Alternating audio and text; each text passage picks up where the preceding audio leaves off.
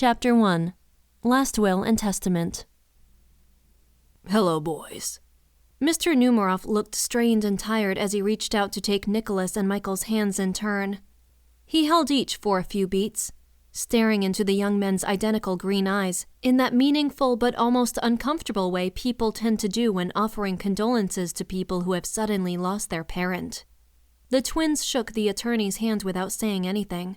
There really wasn't much to say in this situation. They both sat down in brown leather chairs in front of Mr. Numeroff's massive dark wood desk and glanced around the office.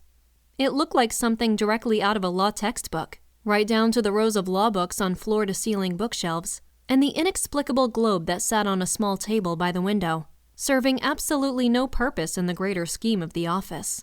They had been visiting that office since they were small children, crawling around under the desk and chairs, and flipping through the stiff pages of the books on the lowest shelves, as their father spoke in low tones to the attorney.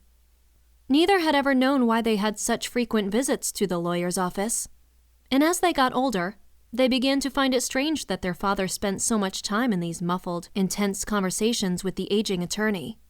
Now, Mr. Numeroff was staring at them from his chair behind his desk. The green leather monstrosity looked like a throne, the size of it completely out of proportion to the small man sitting in it, so it seemed to engulf him. His hand shook slightly as he folded them on top of the desk and continued to stare at the twins. They seemed to be locked in a standoff, each waiting for someone else to start the inevitable conversation. Michael noticed a slim case in the middle of the desk and pointed it out to the attorney. "Is that it?" he asked. Mr. Numeroff jumped slightly and looked down at the case as if he wasn't expecting it to be sitting there and instead had been planning on some sort of build-up to what was inside. He flattened one hand on the case and slid it back and forth across the surface of the desk a few times before saying anything. "Yes, your father made this a few years ago just in case." He trailed off, and Nicholas stepped in to pick up the conversation where his brother and the attorney had left off. "In case he died?" The attorney gave a deep sigh and nodded. "In case he died before you boys turned 25. Why did it matter to him when he died? Did it really make that much of a difference? We're all that's left of the family. It's not like he could change what he left us if he died some other time."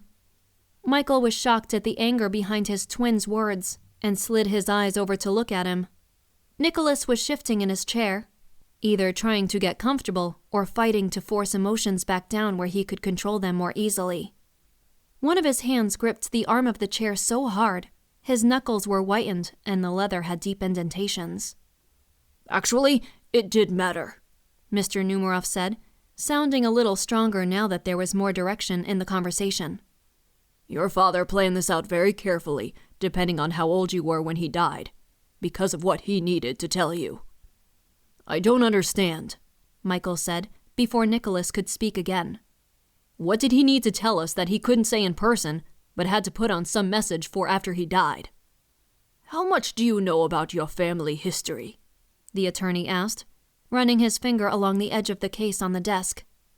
"Not much," Michael said.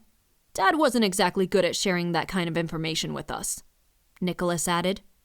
"He would only ever tell us that there was something special about our family that we would learn about when we were old enough to understand." Mr. Numeroff nodded and picked up the case, popping it open in his hand and pulling out a disc. He slipped the disc into the optical drive on the side of his laptop and turned the computer to face the boys. When Ethan's face filled the screen, both twins leaned forward slightly. It had only been a few weeks since their father had died, and it was strange to see him there, especially with a face that lacked the weathering and lines that the last few years had put on it. Ethan was sitting behind the same desk where the computer sat now, his larger frame taking up much more of the green leather chair than the attorney's did. The image of him was leaned forward against the desk in the same position as the boys, and for a moment, both twins felt like they could reach out and touch him. They looked so much like him, especially now that they were adults. And even though the last years of his life had pushed him into a dark place, where his relationship with his sons had disintegrated, they could see on that screen the father they remembered from when they were young. There were several seconds of silence before Ethan started to speak.